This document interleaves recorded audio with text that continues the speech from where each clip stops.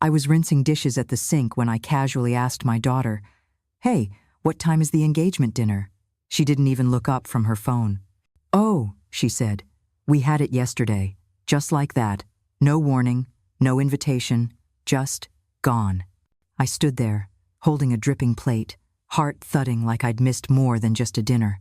When did I stop being part of my own family's milestones? Have you ever realized too late that you were quietly written out of someone's story? If you want to know what really happened, stay with me until the end. But before we dive into this shocking story, let us know where you're watching from in the comments, and if you love gripping, breathtaking stories, don't forget to subscribe. The credit card statement lay open on my kitchen table, like a wound that refused to scab over. $17,000. That was the number staring back at me in bold ink, unwavering and unashamed. I sat in my quiet kitchen, the same one Thomas had remodeled for our 20th anniversary, the same space where we'd once shared morning coffee and crossword puzzles, and I traced my fingers slowly along the list of charges. La Vie en Bloom Florist. 300. Silver Oak Vineyard Venue Deposit. $8,500. Sierra Catering Services. 750. Each item, each vendor, each beautiful-sounding name was a tiny betrayal, a reminder that somewhere along the way, I had been quietly reassigned in my daughter's life from mother to financier, from source of comfort to source of funds. Lauren had charged her entire wedding, every bouquet, every canapé, every chandeliered venue on my credit card, a card I'd foolishly added her to 3 years ago for emergencies. Apparently, love was an emergency. Or perhaps just bad planning. At 62, I should have known better. I'd spent decades teaching children how to multiply and read between the lines, but when it came to my own, I had missed the glaring signs. The slow shift from affection to expectation, the way "thank you" had turned into "of course you will." My chest tightened as I ran mental numbers. My teacher's pension gave me $2,800 a month. After mortgage, utilities, and living expenses, I had maybe $400 left on a good month. Paying off $17,000? That would take me over 3 years. 3 years of saying no to myself while my daughter walked down an aisle I paid for, under a sky she never invited me to stand beneath. I picked up my phone. A new text blinked on the screen. "Hey, Mom, can you pick up almond milk and dog food? We're slammed with wedding stuff, thanks." End 1. No greeting, no question mark. Just assumption. The usual. As if I were the help.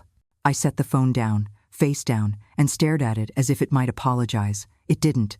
The front door slammed suddenly, making me jump. Heavy footsteps moved through the hall. Ryan's, my son. He'd moved back in 6 months ago, just for a little while, after his divorce.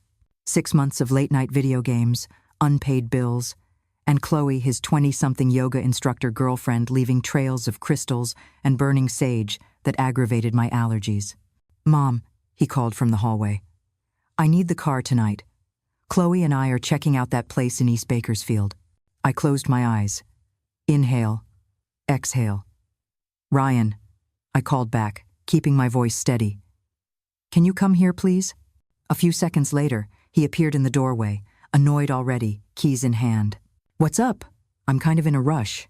I held up the statement. He squinted at it. "What's that?" "Your sister charged $17,000 on my credit card." He blinked, then shrugged. "Yeah. She mentioned something about that. Look, Mom, it's just money. She'll pay you back." I let the silence stretch. "Besides, you've got the house. You're fine," he added, already checking his phone. "Just money. Just $17,000. Just my safety net, the last cushion Thomas left me with.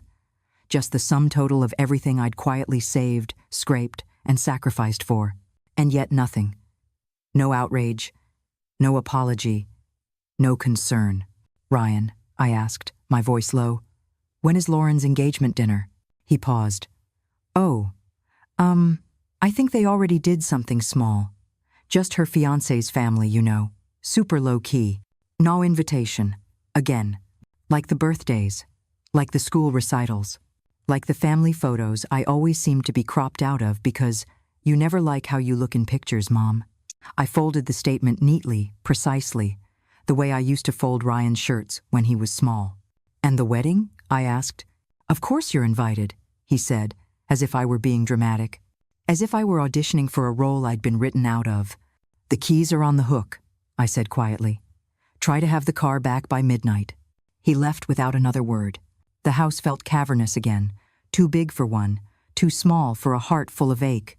I walked to Thomas's chair by the window, the one I hadn't touched since the day he passed 4 years ago. The cushion still bore the faint impression of him, or perhaps just my imagination refusing to let go. I sat, slowly. Outside, the neighborhood was beginning its evening routine. Helen Martinez was watering her roses. The neighborhood kids raced their bikes down the sidewalk. And inside, I sat with a credit card statement and a question I couldn't ignore anymore. When did I become invisible to the people I love most? I didn't sleep that night. I lay awake in Thomas's chair, staring at the ceiling, listening to the quiet of a house that no longer felt like mine. The walls still held memories. The hallway still echoed with the footsteps of my children when they were young. But now it all seemed distant, like a dream I'd forgotten I had. When the sun finally began to filter through the blinds, I got up.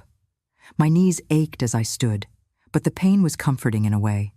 Real, grounding, a reminder that I was still here.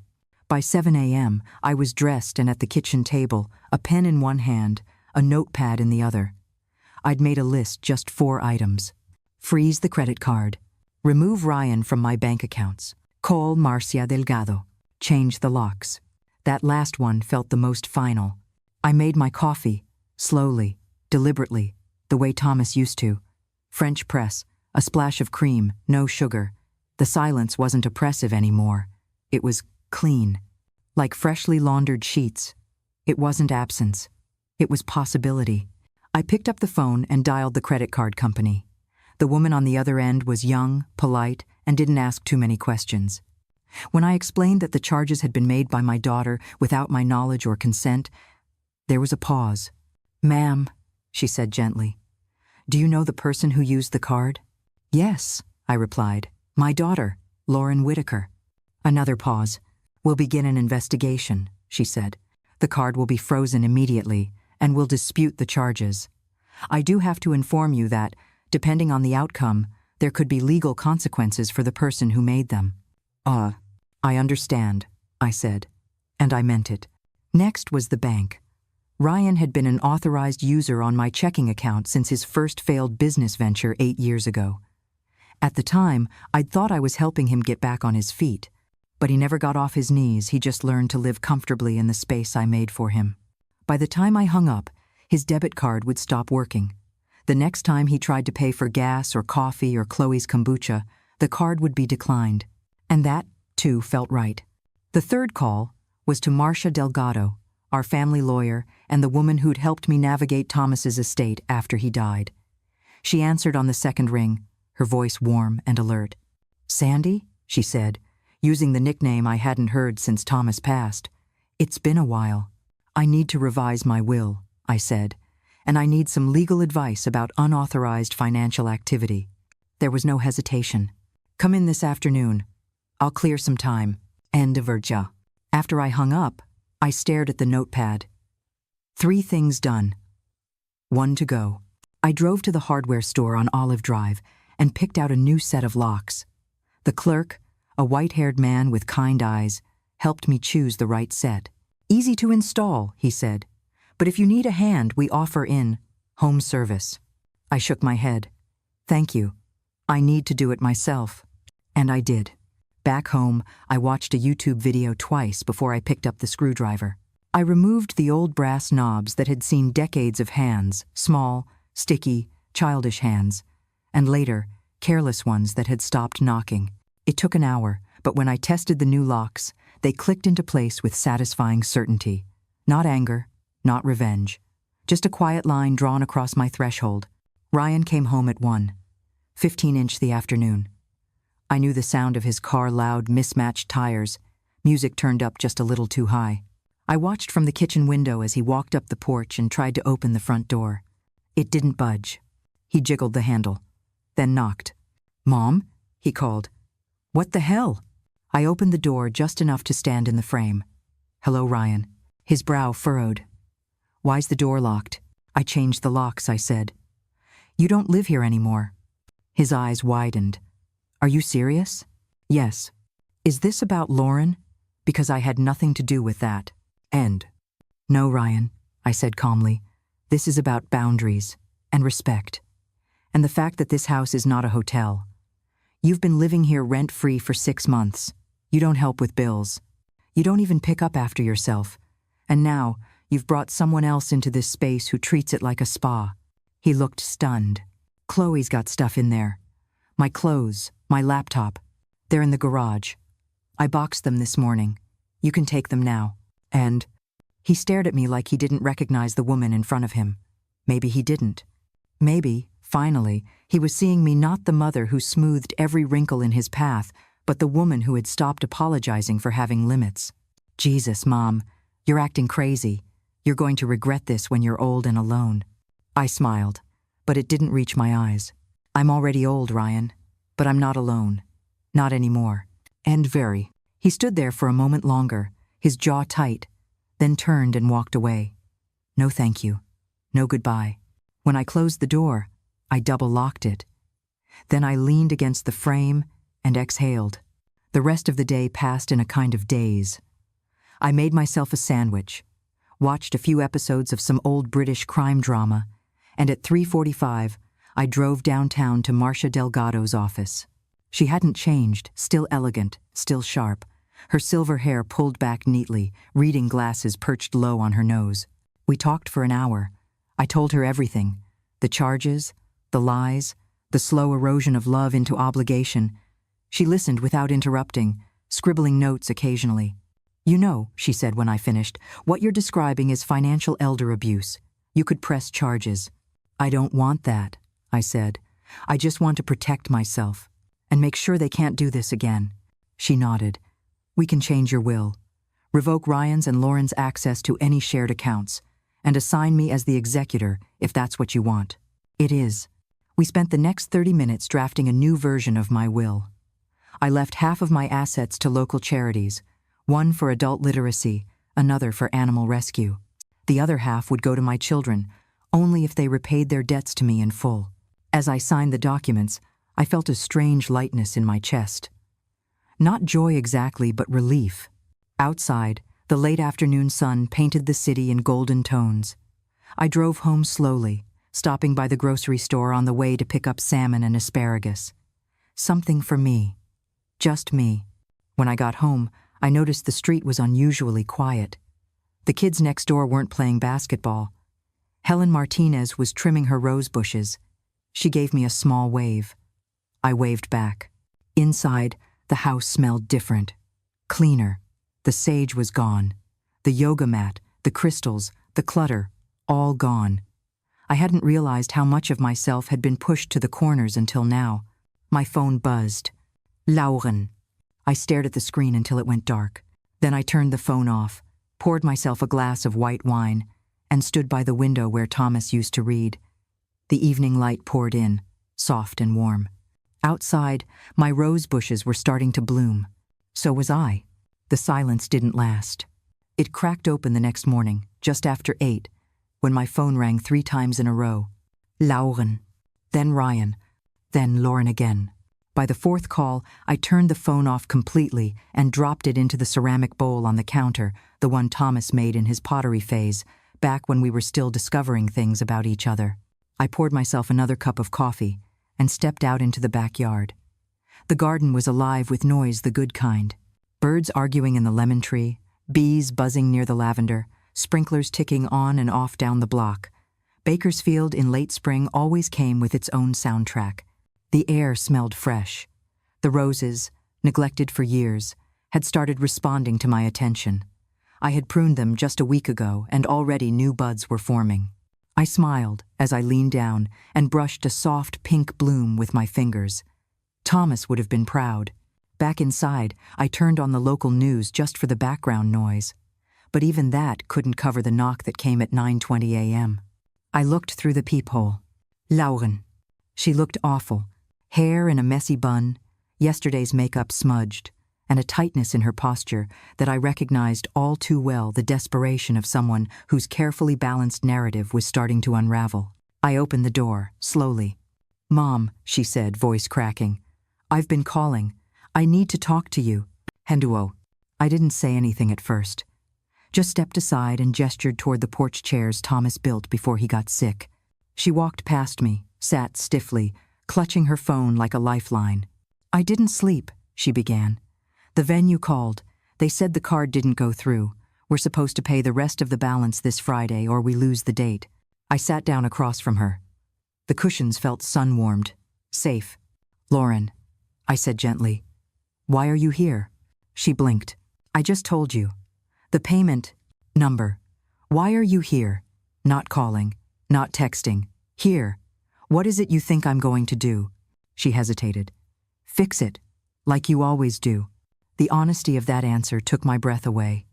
Not because it surprised me, but because it didn't. She wasn't even trying to pretend anymore. "I can't fix this," I said. Her face hardened. "Can't or won't? Both." The silence between us stretched tight. I studied her, really looked. My daughter, 31 years old. A college degree, a good job, a fiancé, a life. But beneath it all, a child who had never truly been told no. "You told me I could use the card for emergencies," she said, grasping. "And I meant medical emergencies. Car trouble, not weddings. But if we didn't pay those deposits, we would have lost everything. Then, you would have adjusted, planned differently, or waited." She scoffed. "You don't understand what it's like trying to plan a wedding on a teacher's salary." I was a teacher," I reminded her. "I planned mine with a typewriter and a potluck. That was a different time." "Yes," I agreed. "A time when people didn't expect their parents to go into debt for flower arrangements." She went quiet, and then softly, "You're punishing me." "No, Lauren, I'm protecting myself." She looked up, eyes glassy. "Don't you love me?" That was the hook. It always had been. "Don't you love me? Don't you want me to be happy? Don't you want to be part of my life?" "I do love you," I said, enough to finally say no. She stared at her lap, lips pressed into a hard line. "What about the wedding?" she asked, voice tight. "Am I supposed to just cancel everything? Look like an idiot? Tell people we couldn't afford it?" "I don't know what you should do," I said. "But maybe it starts with telling the truth." She shook her head. "You don't know what it's like to be me." "No," I said, "but I know what it's like to be me. To feel invisible, excluded, used." She flinched, and part of me softened just a little. "I didn't mean to make you feel that way, but you did." I was stressed. Everything was happening so fast. "And you made choices, without me." We sat there in the warm morning air, the sound of a neighbor's lawnmower humming faintly in the background. Finally, she said, "So that's it? You're just done?" "No," I said. "I'm just different now." She didn't understand. "Not really. Not yet." She stood suddenly. "I need to go. Ethan's picking me up for a florist appointment." I nodded. She hesitated at the top step. "I hope you feel good about ruining your daughter's wedding." I didn't reply. She left without looking back. I sat there long after she was gone, watching the breeze move through the trees. My coffee had gone cold. At noon, my doorbell rang again. This time, it was Kathy Reynolds, Ryan's ex-wife. She looked sheepish, holding a Starbucks cup and a paper bag. "I come in peace," she said. "Can I?" I stepped aside and let her in. We sat at the kitchen table like old friends, even though we hadn't really talked in years. "Ryan called me," she said. "Said you've lost it, that you're throwing everyone out." I sipped my coffee. "And what do you think?" "I think Ryan's been spoiled," she said bluntly. "I think I enabled it for years, and when I stopped, he found someone else who wouldn't say no." I blinked. Kathy had always been sharper than she looked. "I just wanted to tell you," she added. "You're not crazy, and you're not alone." That almost broke me. "Thank you," I said, and meant it. She handed me the bag. "Lemon scone, your favorite." She stayed for half an hour, told me about the boys, her new job, her new life. It was normal, easy, no drama. After she left, I sat on the porch again and watched the street settle into afternoon. No texts, no calls, Just the breeze, the roses, the sound of my own heart. I had a lot to learn, about boundaries, about balance. But today was a good start. By Wednesday, the silence had taken on a new shape. Not emptiness, but clarity. I didn't wake up to the sound of Ryan clomping through the hallway looking for his keys. I didn't hear Chloe's blender whirring in the kitchen, pulverizing overpriced kale, and I didn't get texts from Lauren demanding almond milk or sympathy. I woke to birdsong and the soft creak of the house settling into its bones. And for the first time in years, I didn't feel guilty about it. At 10 a.m., I was kneeling in the garden, wearing the old sun hat Thomas had bought me during our last trip to Monterey, clipping dead blooms off the rose bushes. It was strange how fast they had begun to respond to attention, how just a little effort brought something wilted back to life. I wasn't thinking about Lauren, or Ryan, or even the $17,000. I was thinking about mulch. Then my phone buzzed. I stood, wiped my hands on my jeans, and checked the screen. Ethan Clark, Lauren's fiancé. I stared at the name for a moment. My gut twisted slightly, but not from fear. From curiosity, I pressed answer. Hello? Mrs. Whitaker? His voice was tight, controlled. Hi, this is Ethan. Do you have a moment? I stepped inside and sat down at the kitchen table. I do. He cleared his throat. I hope it's okay that I'm calling. I wanted to talk. In person, if that's all right. I didn't know what I expected. A demand? A guilt trip? But his voice held none of those. I'm free this afternoon, I said. Great. Could I stop by around 3? Of course. End quote. We hung up, and I sat there for a long while, staring at the steam rising from my coffee. At 3 o'clock sharp, his silver sedan pulled into my driveway. Ethan stepped out in khakis and a navy polo shirt, looking more like a man heading to a job interview than a confrontation. He carried an envelope in one hand. I opened the door before he could knock. Ethan, I greeted. Come in. Thank you, he said, his voice quiet. I appreciate you seeing me. And we sat in the living room, across from each other, with the envelope between us on the coffee table. I won't take much of your time, he began. I found out about the credit card, what Lauren did. She told me it was all taken care of, that it was your wedding gift to us. But I called the florist and the venue after the payments were declined, and he trailed off. I'm sorry, I said gently. You didn't deserve to be lied to. No, he said, neither did you. He pushed the envelope toward me. This is a cashier's check, $8,500. It's half of what she charged. I wanted to give it back to you. I stared at it. I can't accept this, I said slowly. You can, he said firmly. I used that money. Even if I didn't know it, I still benefited from it, and I need to take responsibility. That word, responsibility. I hadn't heard it spoken sincerely in years. It landed in my chest like a pebble dropped into still water. What does Lauren think about this? I asked. She doesn't know I'm here, he admitted. We're not speaking right now. I nodded slowly. Do you mind if I ask why? He looked down, hands folded in his lap. I asked her to be honest. About everything. About the card. About the way she's treated you. About how she made decisions without me. And when I said I wanted to postpone the wedding until we could figure things out, he shook his head. She said I was being manipulated, that you'd turned me against her. I sighed. That sounds familiar. I love her, he said, but I'm not sure I like who she's become. There was a long pause. I used to think boundaries were cruel, I told him. That saying no meant shutting someone out. But now I see they're the only thing that makes love real. He looked up at me then, eyes steady. You're doing the right thing, he said. And for the first time, in a long time, I believed it. When Ethan left, I stood at the window and watched his car disappear down the street. The check still sat untouched on the table. But more than money, what he gave me was something I hadn't had in years: validation. Proof that I wasn't just being dramatic or selfish. I was setting standards. Finally. That evening, as the sun dipped behind the hills, I poured myself a glass of wine and stepped out onto the porch. The air was soft and golden. My neighbor, Helen Martinez, was out front, snipping some lavender from her garden. She saw me and waved. "Evening, Maggie." "Evening," I called back. "You want to come sit a while?" 5 minutes later, she was at my porch with a Tupperware full of snickerdoodles and a smile that felt like medicine. "I hope I'm not intruding," she said, easing into the chair beside mine. "Not at all. I was hoping you'd say yes." And we sat in companionable silence for a few minutes, sipping wine and nibbling cookies. "I saw a young man at your door earlier," she said gently. "Ethan," I replied. "Lauren's fiancé, or maybe ex-fiancé. Hard to say." Her eyebrows lifted. "Drama?" "Not the usual kind," I said.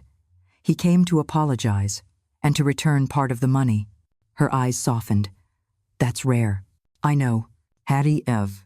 Helen was quiet for a moment, then said, "You know, when my sister stopped speaking to me, it was because I said no for the first time in our lives." I turned toward her. She wanted to move in with me after her third divorce. I'd just lost my husband. I was grieving. I needed space, but she called me selfish, cold, told me I'd die alone. Helen smiled sadly. "We haven't spoken since." "I'm sorry," I said. "I'm not," she replied. "I miss the version of her I thought I knew, but not the reality. Some people only know how to take, and when you stop giving, they vanish." I nodded slowly. Her words felt like truth laid bare. We talked for an hour about gardens, about books, about the quiet rebellion of choosing peace over obligation. And when she finally stood to leave, she patted my hand. "You're doing beautifully, Maggie. Don't let guilt talk you into going backwards." I watched her disappear down the sidewalk, the scent of lavender following her. Inside, the house felt warm, whole, mine. I checked my phone once before bed. No new messages. No missed calls. No emergencies.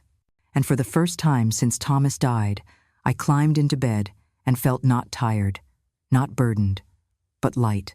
I turned off the lamp and let the quiet hold me. Tomorrow would come with new challenges. I was sure of that. But tonight, I slept in a house where no one expected me to fix their mistakes, where the air smelled like clean sheets and blooming roses, where love was no longer measured by sacrifice but by respect. It began Thursday morning. The sky was pale and cloudless, the kind of day Bakersfield offered like an apology for every scorcher in July. I had just finished my breakfast, a slice of toast with raspberry jam and a soft-boiled egg, when I heard it. A knock at the front door. "Soft," repeated. Not frantic, not angry. I wiped my hands and opened the door. Lauren stood there.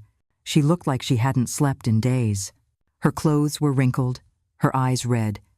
In her hands was her phone, gripped like it was the last lifeline she had.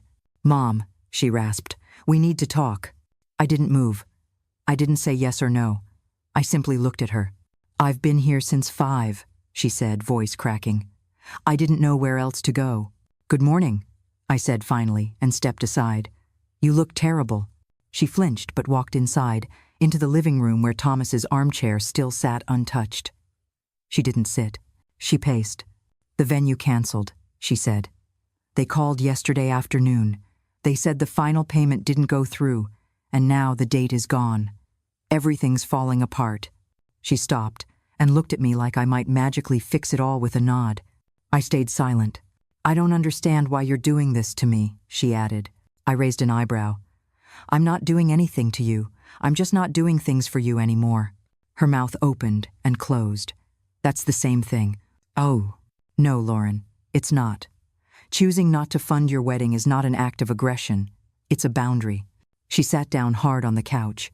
Her voice trembled. "We've been planning this wedding for 2 years. 2 years, and now it's ruined. We have nothing." "No," I said quietly. "You have what you chose. You made decisions, spent money that wasn't yours, and this is the result." She wiped her eyes angrily. "Ethan doesn't even know the full story. I've been trying to hold it together, and now he's asking questions. I don't know what to tell him. The truth might be a good place to start." She shot up, pacing again. "This isn't you. You don't act like this. You don't throw family away." That was the phrase she had decided on, throwing family away. The tactic was familiar. Shift the story. Paint me as the villain. frame my self-protection as cruelty.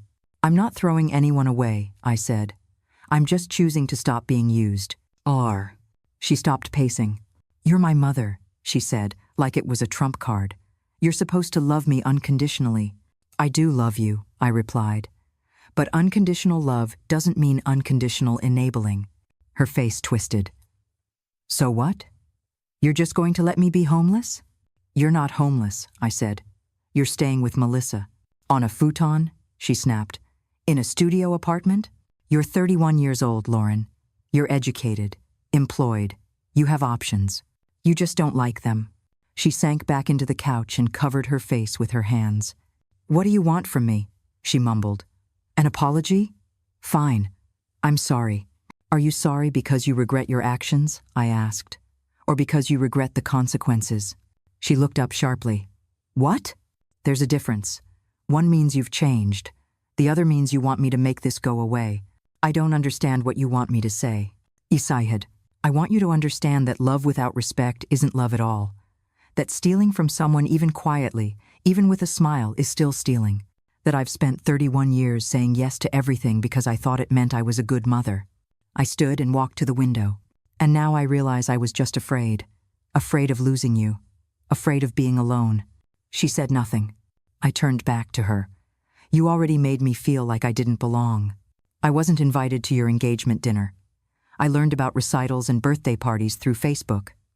Do you know how that feels, Lauren? To see photos of your own grandchildren in events you weren't even told about? She looked away. And now you're here, not to apologize, but to beg for more. And I exhaled slowly. I'm done being the backup plan. I want a relationship with you, but not like this. She stood. So that's it. No, I said. That's the beginning. End. She stared at me like I was speaking another language. Then, under her breath, she whispered, You're going to die alone. It didn't even hurt. Goodbye, Lauren, I said, walking to the front door. You're welcome back when you're ready to have an adult conversation. She didn't move. I opened the door. Mom, she said suddenly. Wait, I didn't mean that. I'm scared. I'm just scared. I nodded slowly. Then take care of yourself. You're capable of more than you think. And I closed the door. She didn't pound, didn't shout, just sat on the porch for 20 minutes before walking back to Melissa's car. At noon, the cavalry arrived. First was Kathy. Then, at 2 o'clock, David showed up. Yes, Ethan. He sat across from me in the living room, hands folded. I called off the wedding, he said simply. I nodded. She wasn't honest. She lied about you. About the money. About everything. I said nothing. She called me manipulative, he added. Said you turned me against her. And what do you think? I think she's scared of facing herself. I nodded again. I just came to say thank you, he said, for showing me who she really is.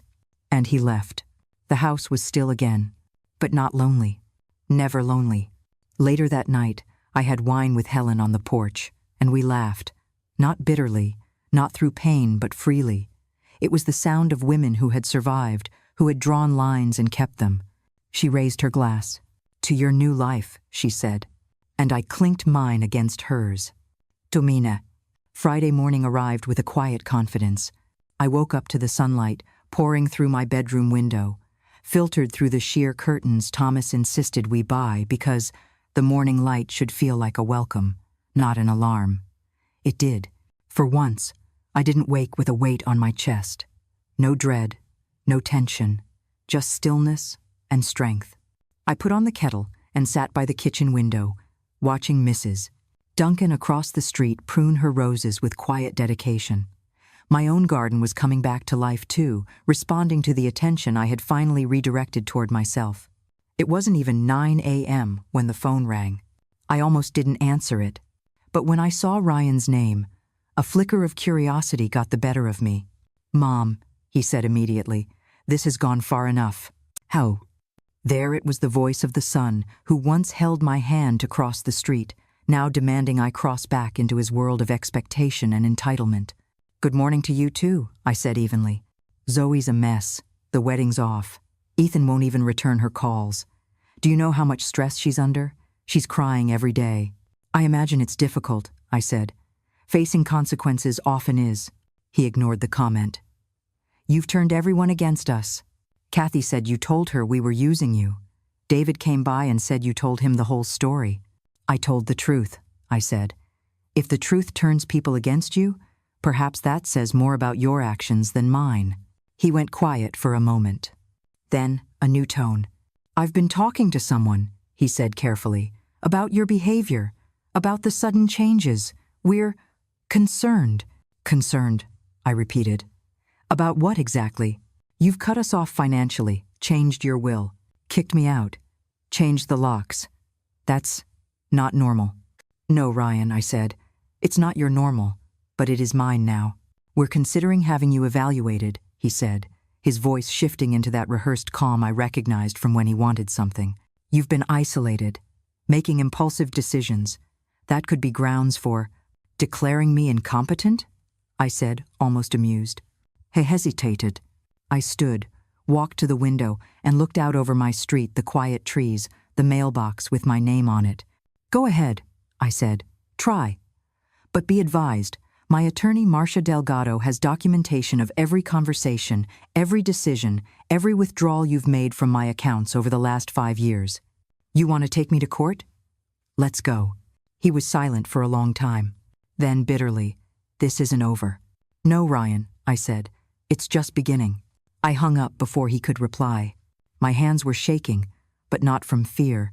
It was adrenaline. Power.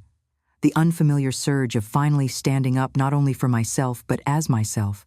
Around 10:30, Helen came by with pastries from a little Mexican bakery she liked off Union Avenue. I told her about the call. She bit into a concha and rolled her eyes. Classic, she said. Threaten the woman with agency. When the guilt stops working, go for legal intimidation. I expected tears or shouting, I admitted. Not this. She poured us coffee. You expected sons to act like sons, daughters to act like daughters. Instead, they act like creditors. I smiled. Exactly. She reached across the table, rested her hand on mine. You're not crazy, Maggie. You're clear. And clear scares people who benefit from your confusion. We ate in silence after that. The good kind. In the afternoon, I took a walk through the neighborhood. I passed the playground where I used to bring Ryan. When he was small, he loved the swing set, would beg for, "One more push, Mommy." I sat on the bench near the dog park and watched strangers with their pets, their easy conversations. No one asked me for anything. No one demanded I prove my worth. It was lovely. When I got home, there was a letter in my mailbox, handwritten. It was from Lauren. Mom, I'm sorry. I don't know what to say anymore. I feel like I've lost everything my wedding, Ethan, you. I didn't think it would come to this. I miss you. I don't know how to fix it. Please don't shut me out forever. Lauren. It was the closest thing to sincerity I'd seen in months. But even as I read it, I felt the layers. The I miss you wrapped around the I need you. The sadness tinged with guilt, tripping. Still, there was a crack in her armor, now small, but visible. I didn't respond. Not yet. Instead, I went to the back porch, poured myself a glass of wine, and watched the light fall across Thomas's rose bushes. This wasn't over. But I wasn't over either. And that finally was the difference. 3 weeks passed. No shouting, no threats, no door slamming in the middle of the night. The house felt like mine again. Not a temporary crash pad for adult children, not a silent bank branch with a coffee maker, but mine. It echoed when I walked through it, sure, but the echoes felt clean now, honest, like the truth finally had space to breathe. I spent most mornings in the garden. The roses had come back to life with such startling vigor that I found myself talking to them as I worked. Look at you, I said to one red bloom, its petals wide and velvety. You were barely breathing a month ago. Maybe I was talking to myself too. I joined a small gardening club at the community center. Helen came with me the first time, then kept coming even after I didn't need her moral support. We weren't the youngest pair there, but we weren't the oldest either. One woman, Judith, had just turned 91 and had stronger calves than me. I prune for peace, she said when I asked about her secret. People think gardening is about beauty. It's about boundaries. Cut what no longer serves. Make room for what's meant to grow. Judith might as well have been a prophet. I started volunteering again, too. Twice a week, I went back to the adult literacy center where I used to tutor years ago. I'd forgotten how satisfying it was to watch someone learn to write their own name for the first time, to see pride bloom where there was only shame. "Miss Maggie," one of the learners said as he sounded out the word apartment, "you're good at this." I smiled. "Thank you, Andrew. So are you." And I walked to and from the center when I could, taking side streets I hadn't wandered in years. The town had changed, and so had I. It felt good to rediscover both. Still, the silence from my children remained.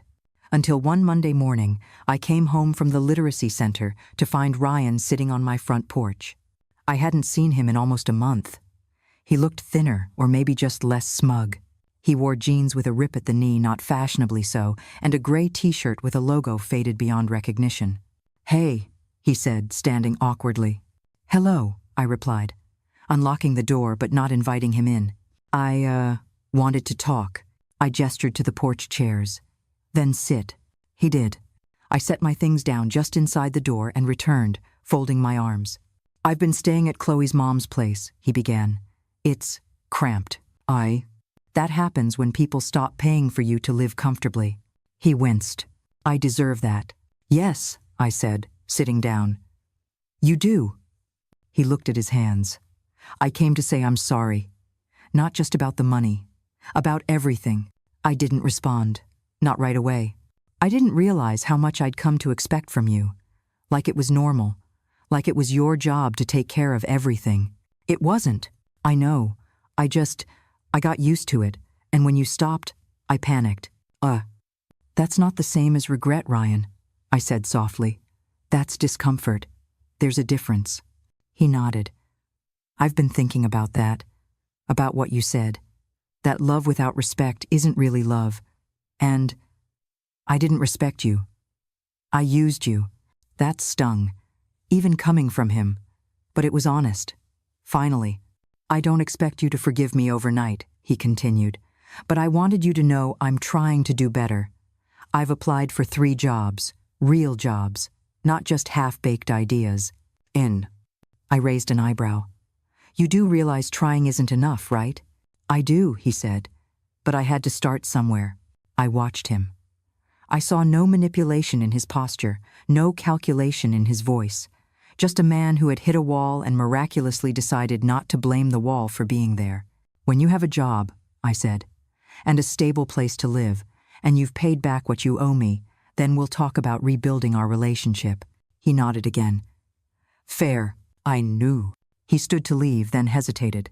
"I miss talking to you," he said, "about stuff that isn't money." "That's your work to fix," I said, "not mine." He walked away without protest. Inside, I didn't cry. I didn't shake. I felt strong. Not because he said all the right things, but because I had. That night, I got another letter. This one was typed, but unsigned. I recognized the voice instantly. "Dear Mom, I know you don't want to hear from me. I don't blame you. I said terrible things, and I can't take them back. I'm not asking for money, or help, or even forgiveness right now. I just want you to know I'm thinking about you, and I'm sorry. I hope the roses are blooming. L." It wasn't enough, but it was something. The next morning, I placed a single rose on my porch railing. Just one. Just enough. The rose was gone by the next morning. It hadn't been taken by wind or birds. I knew that. It had been taken by someone who knew it was meant for them, and who had chosen for once not to knock on the door demanding more. I stood on the porch with my coffee, staring at the empty spot on the railing, and felt something subtle shift in my chest. Not forgiveness, not yet, but space. A crack in the armor. That same afternoon, I got a text from Helen. "Coffee at 2? I need a break from old lady politics at the garden club."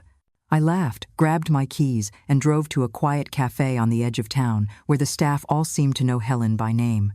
"You wouldn't believe the fight we had over compost bins," she said as soon as I sat down. "Agnes thinks banana peels attract raccoons.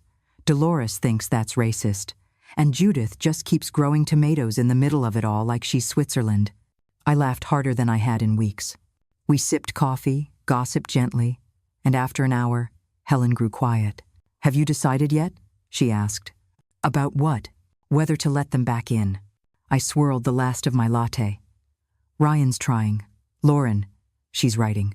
Helen tilted her head. "Do you want them back in your life?" The question hit harder than I expected. Of course I did. Didn't I? But the truth was more complicated.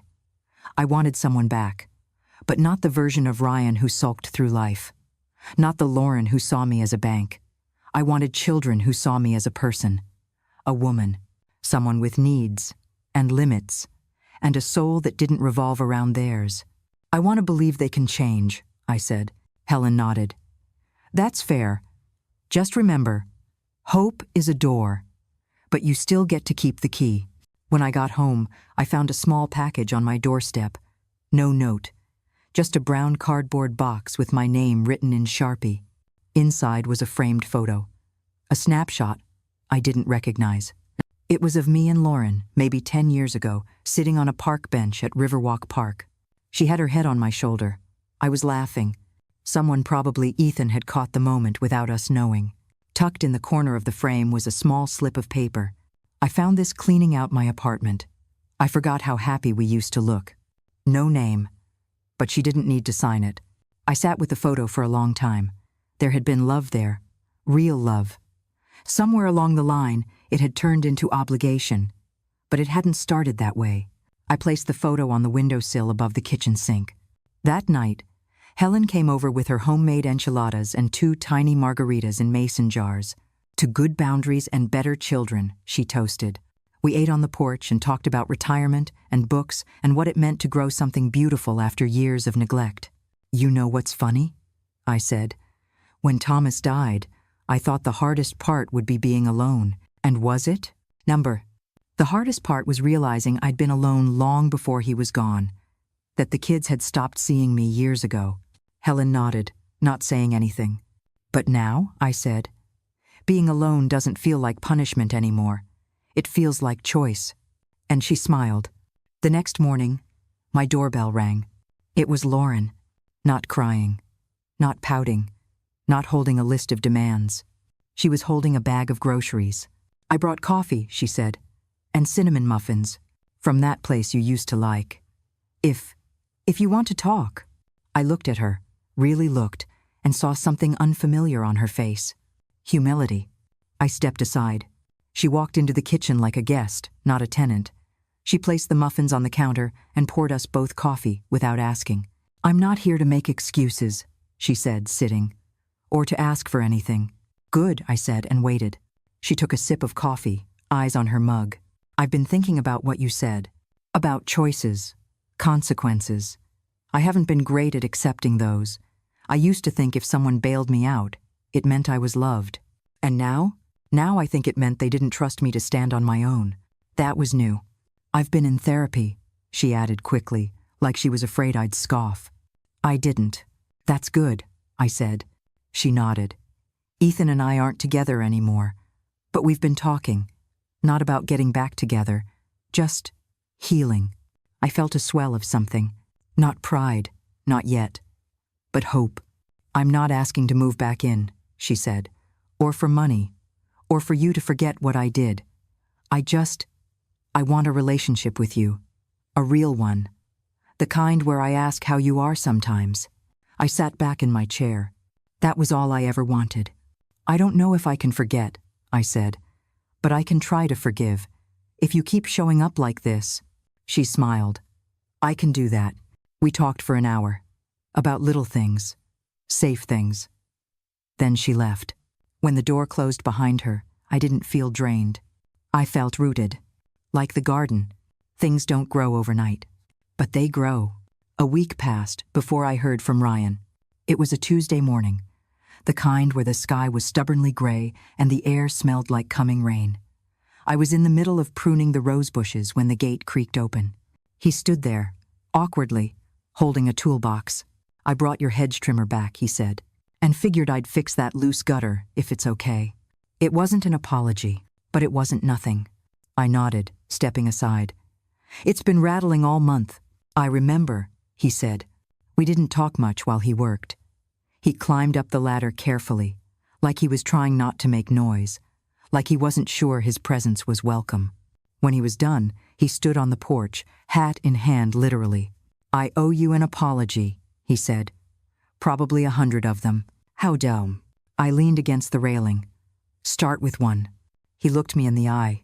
"I treated you like a backup plan, like you were obligated to fix everything just because you're my mom. And when you stopped, I thought the world had gone wrong.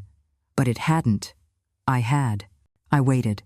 "I've been talking to Jennifer," he said. "She told me what you said, about consequences not being punishment. I didn't get it at first, but I do now." There was something in his face raw, open, not the defensive pride he usually wore like armor. "I want to do better," he said. "Not to earn my place back, but because you deserve to have a son who respects you, who doesn't wait for a crisis to show up." The words landed softly, but firmly. I nodded. "You'll need to show me. Over time. I will." He didn't stay long.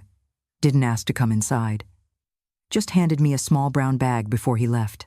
"From that bakery you like. No muffins left, so I got scones. And inside were 2 lemon scones, still warm." That afternoon, I sat in the sunroom reading, the scent of lemon and sugar hanging in the air. A knock came at the back door. Helen, of course, holding a small basket of herbs from her garden. "News travels fast," I said, smiling. "What can I say? I have spies on every corner." We sat, shared the scones, and talked about how strange it was watching our children finally grow up when they were well into adulthood. "You think it'll stick?" she asked. "I think it's sticking now. And that's enough." She raised her tea.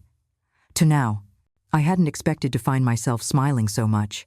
Not big, toothy grins, but those quiet smiles that creep in when your heart stops bracing for disappointment. The kind that come when you sit in your garden and notice the first bloom of a stubborn flower, or when your coffee tastes just right without needing to fix anything. Life was simpler now. No more unexpected knocks from Lauren asking for help with late rent. No more voicemails from Ryan claiming this time was truly different. No more waking up to chaos I hadn't created, but was expected to fix. Instead, there were phone calls from Elizabeth to share a recipe, or quick texts from Helen reminding me to bring gloves for our weekend volunteer shift at the animal shelter. There were crossword puzzles in the morning and soft jazz in the evenings. And then, one Saturday afternoon, the doorbell rang. It was a young woman I didn't recognize, early 30s, dressed in smart slacks and a crisp blouse. She held a clipboard and looked mildly nervous. "Mrs. Cooper?" "Yes?" "I'm Emily Davis. I work with the county's Department of Social Programs. We're conducting interviews with retired community members about experiences with elder financial abuse. Your name was recommended by one of our volunteers." I raised an eyebrow. "Was it now?" She smiled, a little embarrassed. "Helen mentioned you might have insight." That woman. I considered declining. Talking about everything again, what I'd allowed, what I'd survived, wasn't exactly my idea of a pleasant Saturday. But something in Emily's eyes looked earnest. And maybe my story could help someone else. So I invited her in. She asked careful questions, took gentle notes. When I told her about the credit card charges, her pen paused. When I described changing the locks, her expression shifted to admiration. "Most people don't take action that quickly," she said. "Or at all." "I didn't take it quickly," I replied. "It took me 34 years. She looked up. "But you did it. That's what matters." After she left, I sat on the porch with a cup of tea, thinking. It wasn't just about what had been done to me. It was about what I'd let continue. I'd told myself love meant saying yes. That sacrifice was a virtue. That setting myself on fire to keep others warm was just part of being a mother. I knew better now. I had neighbors who respected me, friends who cherished me, a community that valued my wisdom. And, slowly but surely, I had children who were learning to love me the right way or not at all. That evening, I received a letter in the mail. No return address. The handwriting was familiar. Inside was a short note from Lauren. "Dear Mom, I'm in therapy now. Real therapy. Weekly sessions. It's hard. I'm learning that I've spent most of my life confusing love with entitlement. I'm not asking for anything. Just wanted you to know I'm working on it. Love, Lauren. There was no grand gesture, no promises to change the past, just acknowledgement of truth and effort. And that, perhaps, was a start. The days grew longer, and so did the silences. But unlike before, they didn't feel empty. They felt full with space, with breath, with peace. I had taken my life back one decision at a time, and now, the quiet wasn't a punishment. It was a reprieve. Until one afternoon, the phone rang again. I let it go to voicemail at first. I didn't rush for it anymore, but something made me check it later. It was Ryan. His voice was different. Not performative or defensive, just flat. "Hey, Mom. I know I'm probably the last person you want to hear from. I've been sober for 3 months now. Not long, I know, but long enough to see some things clearly." I sat at the kitchen table, the same one where he once spilled grape juice all over his homework. I pressed play again. "I don't expect anything. I just wanted to say I get it now. I wouldn't have wanted to live with me either, and I understand why you shut the door. You had every right." He paused. "Anyway, I'm working part-time at the hardware store now. It's not glamorous, but I'm earning my own money. I used to laugh at people who did 9 to 5s. I thought I was better. I wasn't. I'm figuring it out, one day at a time." He ended with, "You don't have to call back. I just wanted you to know I'm trying." I didn't cry. I just sat there, listening to the sound of growth wrapped in humility. 3 months. Not a lifetime. But not nothing. That weekend, Elizabeth and I were pruning roses when I told her about the message. She nodded thoughtfully. "That's something." "It is. Are you going to call him?" "Not yet," I said, "but I'll write him back." And I did. Just a short note on real paper, something solid he could hold. "Ryan, thank you for your message. I'm glad to hear you're finding clarity. I hope you continue taking care of yourself. Love, Mom." I didn't offer a visit. I didn't say I was proud of him, not yet, but I acknowledged his effort. And sometimes, that was the real currency of healing recognition, not reward. 2 days later, a package arrived. A book, a gardening journal. Inside was a card. "Saw this and thought of you. Maybe we could plant something together someday. Lauren." I turned the book in my hands, feeling its soft leather cover. No demands, no apologies even, just an olive branch in the form of soil and seasons. Elizabeth looked at it and smiled. "Bridges," she said. "Yes," I replied. "Small ones, but strong enough to hold something." That evening, I lit a candle, not for grief, but for hope. Because change, when it comes honestly, doesn't need to be shouted. It just needs to be nurtured. It was a Tuesday when I saw him again. David. He was standing at the edge of my driveway in a navy button-down and jeans, his hands deep in his pockets, head bowed slightly as if debating whether to walk closer. I was watering the hydrangeas, just like any other morning. I hadn't seen him in months, not since he dropped off the check, not since he called off the wedding. When I looked up, he took a step forward and raised a cautious hand. "Mrs. Patterson," he said, voice unsure. "I hope this isn't a bad time." I set the watering can down. "It's Maggie." He smiled faintly. "Right, Maggie." We stood in silence for a moment, the kind that used to be awkward, but now felt like an honest pause. "May I come up?" he asked. I nodded and stepped aside, leading him to the porch. We sat on the same bench where Zoe had once tried to shame me back into submission. David glanced around, nodding to the blooming flowers and the fresh coat of paint on the porch rails. "Place looks good," he said. "It feels better than it looks," I replied. He chuckled softly. "That's important." Then, the real reason for his visit came. "I'm not here for Zoe," he said quickly. "We haven't spoken in a long time. I don't think we will again." I tilted my head, surprised but not shocked. "I came here for me," he said, "because after everything, you were the one who told me the truth, and I've been thinking about that a lot lately." I offered him a glass of iced tea, and we sat quietly for a few moments before he continued. "I've been going to therapy," he said, "trying to figure out why I was willing to believe Zoe over my own instincts, why I kept thinking I could fix her. I didn't say anything, just listened. You said once that you were grieving someone still alive. That stuck with me. It's a particular kind of heartbreak, I replied. One you can't bury. David nodded. And yet, somehow, you've moved on. That gives me hope. He reached into his bag and pulled out a small box. I brought something for you. Not a peace offering, just a thank you. I opened the box. Inside was a small, hand-carved bird. Walnut wood, smooth and simple. My grandfather used to make them, David said. He said they reminded him to keep moving forward. Thought you might like it. It was the kind of gift that expected nothing in return.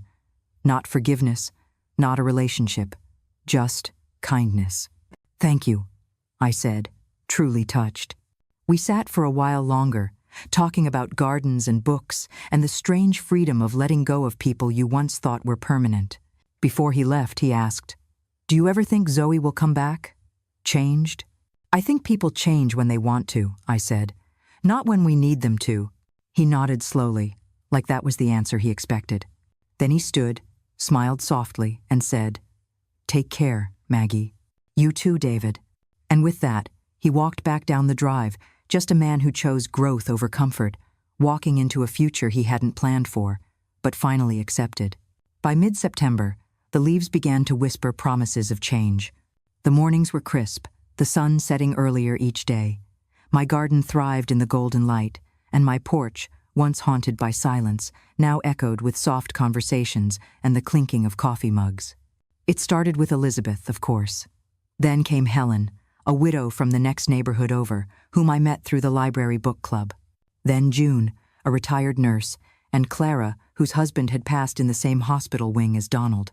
We were all women in our 60s or 70s. All had loved and lost, been needed, and then discarded, taken for granted by people who once claimed to love us the most. We called ourselves the Porch Circle. Every Thursday afternoon, we gathered on my front porch, a pot of coffee, a tray of cookies, sometimes a bottle of wine. Laughter came easily. So did tears. And for once, no one interrupted with demands or expectations. Just shared stories, gentle understanding, and the kind of solidarity that only women like us could offer each other. There was no leader, no agenda, just presence. "You should write a book," June said one afternoon. "Your story, you've got fire in you." I chuckled. "I used to. Then my kids poured cold water over it for 30 years. "Well," Clara smiled, "you've dried off nicely." We laughed until I cried. It had been weeks since I last heard from Jerry or Zoe. Part of me thought I'd feel relief at that silence. Another part expected guilt. Instead, I felt peace, like their absence made space for something truer to grow.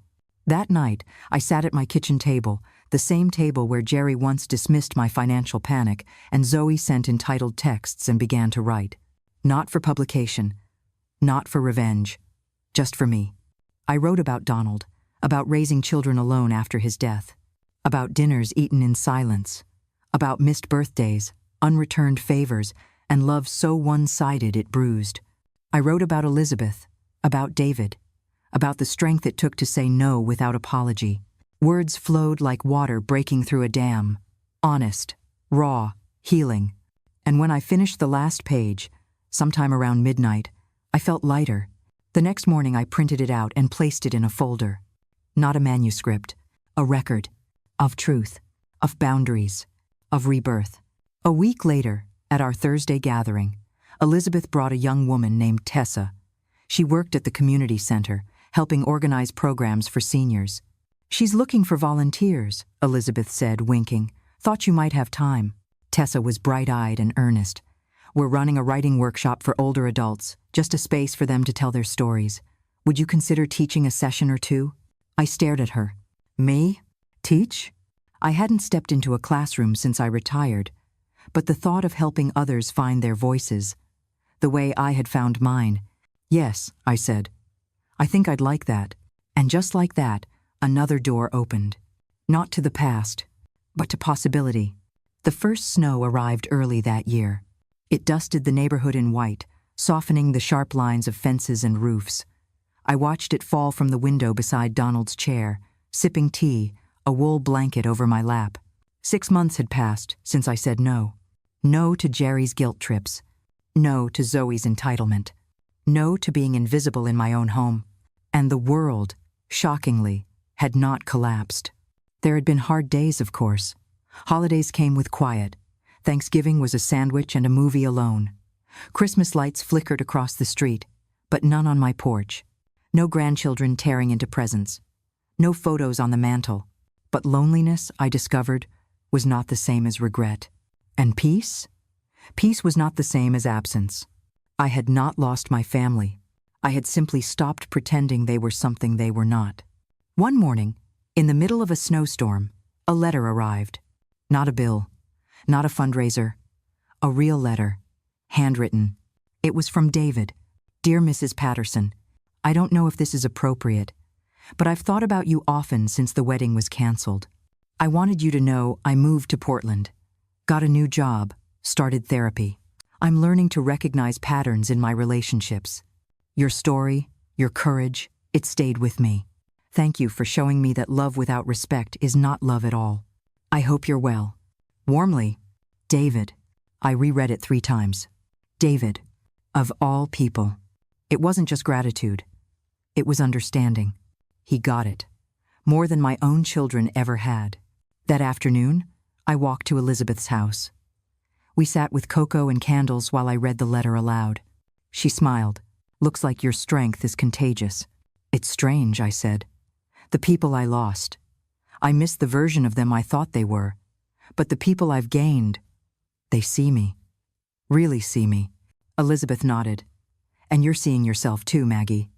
That's the most important part. Later that week, I visited the community center again. My writing workshop had grown 15 women and 3 men now, all sharing pieces of their lives, laughing, crying, finding words for things they thought were long buried. One of the women, a retired librarian named Phyllis, wrote a poem titled No is a Complete Sentence. It was beautiful, sharp, soft, true. After class, I sat alone for a while in the empty room, the smell of chalk and old coffee still in the air. I thought of Zoe and Jerry. No calls, no texts, months of silence. Maybe they were waiting for me to break. Or maybe they were learning what consequences felt like. Maybe they hated me. Or maybe they were starting to grow. Either way, I wasn't holding my breath. That night, just before bed, the doorbell rang. My heart thudded. No one rang my bell this late. I opened the door cautiously. Zoe, standing in the snow. No makeup, no coat, just a sweatshirt and jeans and swollen eyes. Can I come in? She asked. Her voice was different. Small, not the voice of someone entitled, the voice of someone. Hollowed out. I stepped aside.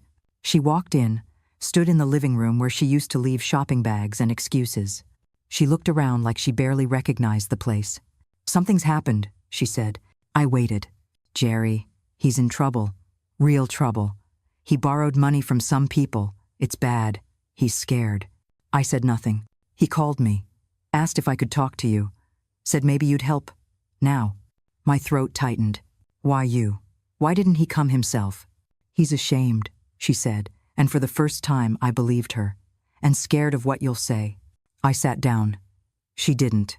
He said you'd changed, Zoe whispered. That you're not the same. I'm not, I said simply. She nodded.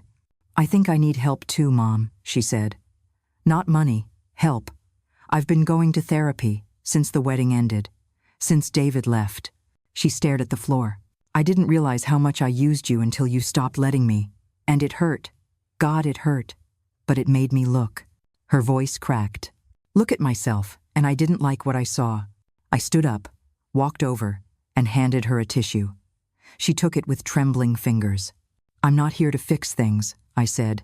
Not for you, not for Jerry. I know. I'm here if you want to do the work. If you want a relationship. A real one. She looked up. Even after everything? Especially after everything, I said. That's when real change begins. Zoe sobbed. The kind of sob that comes from a place deeper than guilt. A place closer to grief. I put a hand on her shoulder, not a bridge, but an invitation.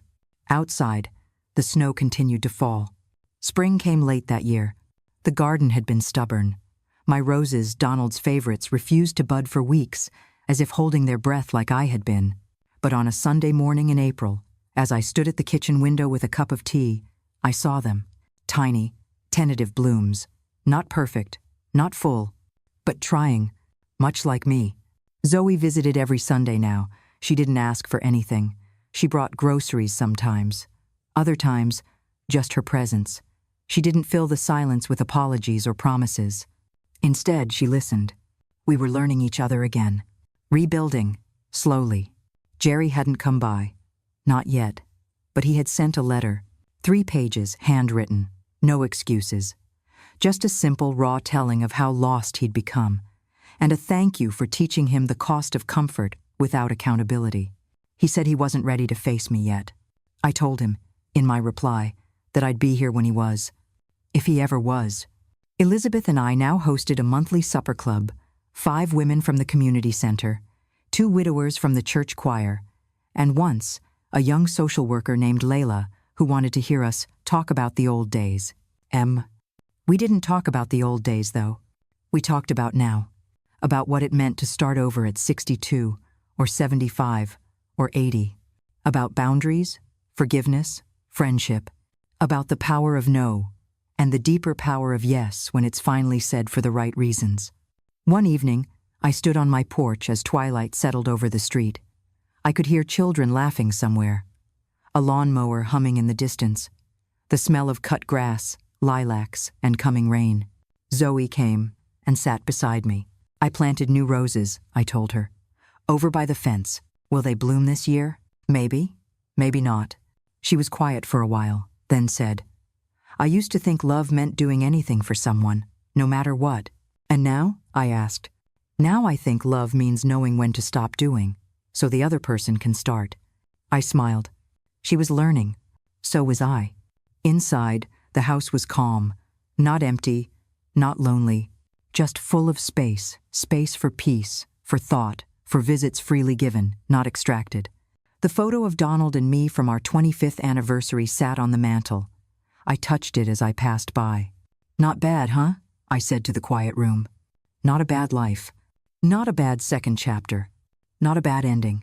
Just the right one, because I had finally chosen it for myself.